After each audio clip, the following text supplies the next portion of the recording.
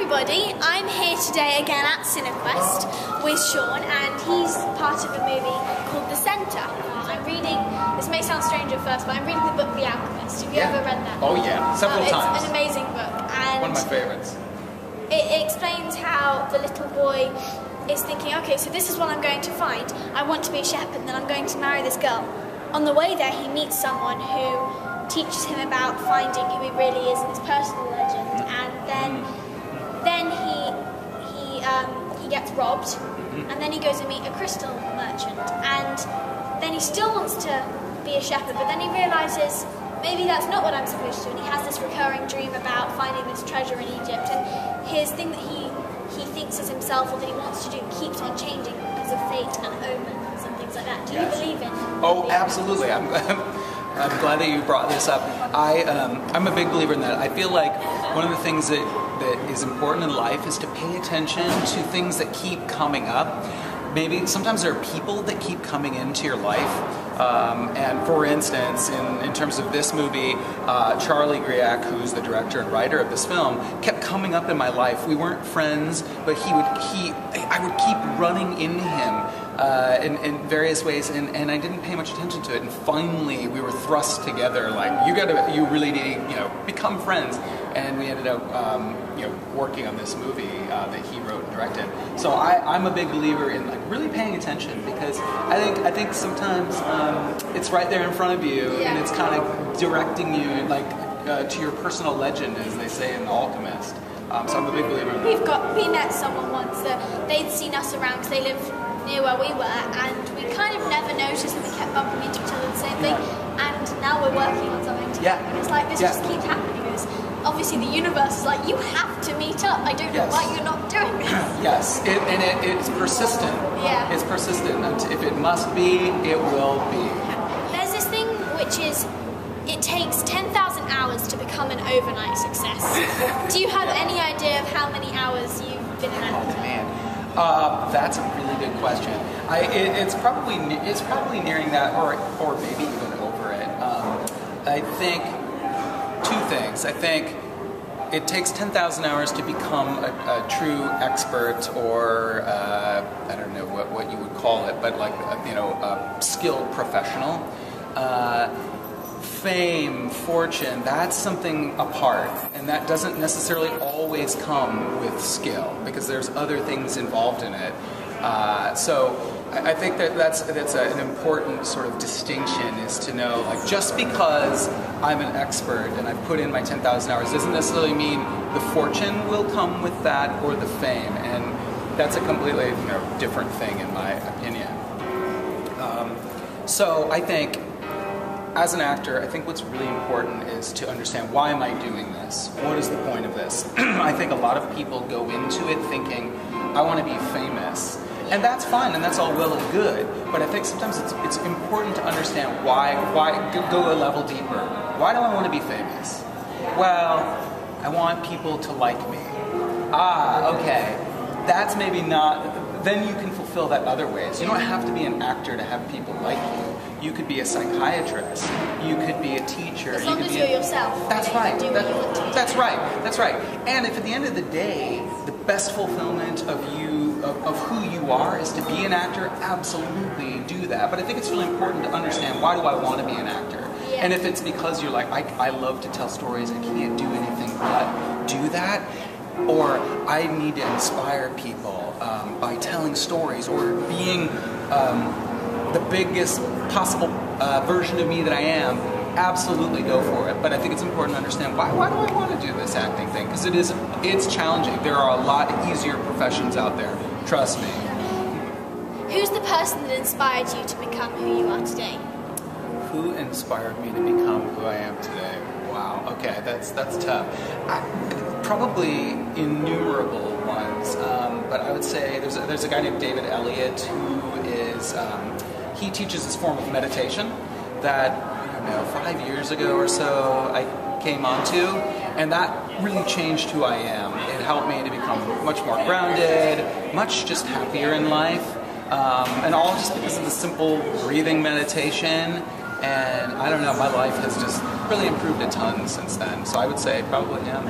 Speaking of the breathing, there's something that my mum and I do, which is blue skies in and grey skies out. So have all the positive energy in and let all the negative stuff go, which is really helpful. But instead of sitting down and doing the yoga position, we live right next to the beach, and we'll walk along the beach in the morning and looking at the ocean, and that's our meditation. It's fantastic, and that's what this breathing meditation also does. Is you're laying down, so it's not that uncomfortable sitting in like twisted up position, which I can't do. It hurts, and I don't think it's necessary. I think that the intention of that is very good. But like to your point about you can meditate, you can focus, you can see what it is you really want in your life. In other ways, laying down, walking on the beach, and I have found that that's the most important first step towards anything, is really envisioning it. Can I see it? Can I see what I really want? And it will happen. Like once you consistently start envisioning that and putting some energy behind it, it'll happen. Yeah. Why don't you explain a little bit to the people watching what the actual process of being an actor is like? Oh, okay. Well, usually it starts with, of course, the audition. You go in, they have you, they give you sides, as they call them, and really important, really key when you go in with those sides is you can have those sides in front of you, but for me, the most important thing is that you should know those lines cold. You should not need those sides, but I've always been taught from other teachers, have them there just in case, because you just don't know. But I'd say, know your lines so cold that there's no possible chance you can screw them up. So if once you think you know your lines, I've got this, run it 10 more times, because you will be surprised when you go in for that audition. You thought, I knew it, and then because of the situation and it's awkward and you're like, I don't know these people, and they're like, and you want to be natural. So once you know your lines, do it 10 more times, and you will thank yourself later. So that's first step, going in for an audition. Usually what happens there is it's kind of a sorting process there, because they might bring in 100 people, 50, whatever it is. They're kind of sorting through. And so there it's like, oh, okay, this guy, he looks like he could play a dad of 2 children, and he was good, like he's talented enough. We're gonna bring him back. And that's where you go in for your callback audition. And the callback they're both important, but that callback is really where they're now they've got it down to 3, 4, maybe 8 people, depending on how much they've called it down. And that's where then they're really looking at you much more carefully.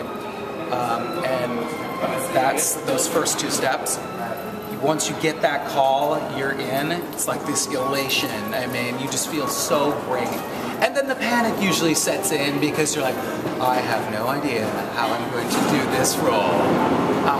But that's also fun, that kind of excitement, that sort of doubt, that let me find my way through the dark. You want me to talk about preparing for a role at all? Yeah, so then you get into that preparation for a role. And I think that's kind of the mysterious part of the art. Is figuring out, gosh, okay, I've got to play this guy that is a serial killer. I am not a serial killer, thankfully. And so you're like, how am I going to connect to this? So you try to figure out, we're all humans. We all probably have the potential to do amazing things or terrible things, right? It's all about choice and some other things in our lives. So then you kind of dig into, okay, if we're all human and I have that potential, what is that makes someone do that? Let me tap into that part of me as a human and say, okay, I can see maybe how that would happen, and let me draw that out. And that's a big part of that process. I would say also back to knowing your lines. And once you know your lines, and you know them so well that you could repeat them backwards almost, then you have this freedom. Now you can, when that camera's on, you don't have to worry about that. You know exactly what we're going to say to one another. And that's when you can play, and you can try things, and you can respond. And that's, I suppose, what I'd say. You've told us about the beginning part of it, before you start filming or when you start filming. What happens then after? So when it's screened, or if it's screening, and everyone thinks, oh, that's great, this is going to get picked up, it's going to be, you guys are going to be famous. What do you have to say?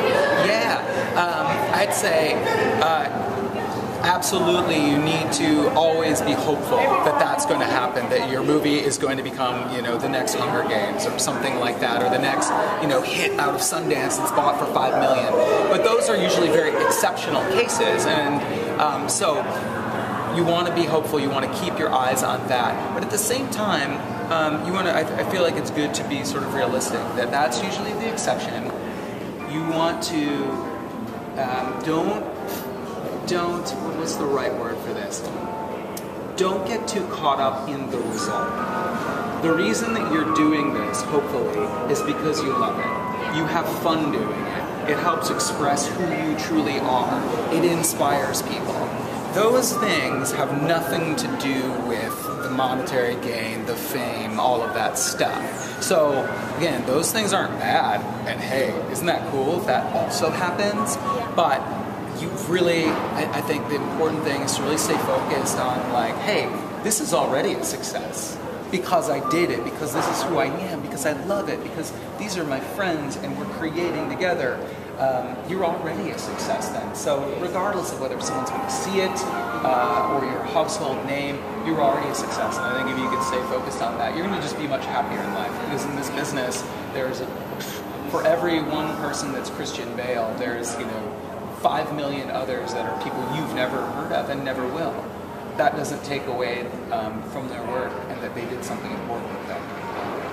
You've spoken about getting the job and experiencing it, but what's the thing that you do if you don't get that call back or if you don't get the job? Yeah, I think when I was younger, I would take it really personally and I would feel terrible, and I think most of us do, because it's like if you ask somebody out on a date and they say no, it's like, oh, I was very vulnerable. I put myself forward. It's an uncomfortable thing. It's scary, And I think the more you audition, the more you realize, look, this isn't personal. They might have thought I was really, really talented. They just might have thought I was not good looking enough. Or sometimes it's you're too good looking, or you're funnier than they wanted, or whatever. You will have absolutely no idea. Most of the time you will never hear why you didn't get that role. So I think the important thing is to really be proud of yourself that you did it, to encourage yourself to keep doing it, because most of the time you're not going to get cast, and you won't know why. Another thing that I do that I think is helpful is, because you have no idea why they didn't cast you, why not make up some reason that's positive for yourself and encourages yourself? So, for instance, instead of saying, I didn't get the role because I was terrible, or whatever, why don't you say, I didn't get the role because I reminded the director of their ex-boyfriend that they don't like. Oh, okay. It's like, what can I do about that? Or, hey, I didn't get the role because, gee, I was too good. They wanted someone that wasn't that good. Whatever it is, do something. You're not going to know the reason anyway. Why not make up something that makes you feel good and keeps your self-esteem intact? Yeah. Well, thank you so much for talking about all this inspirational stuff. If you guys want to watch the movie, it's happening at Cinequest, so you guys should come up and watch it. Bye. Bye-bye.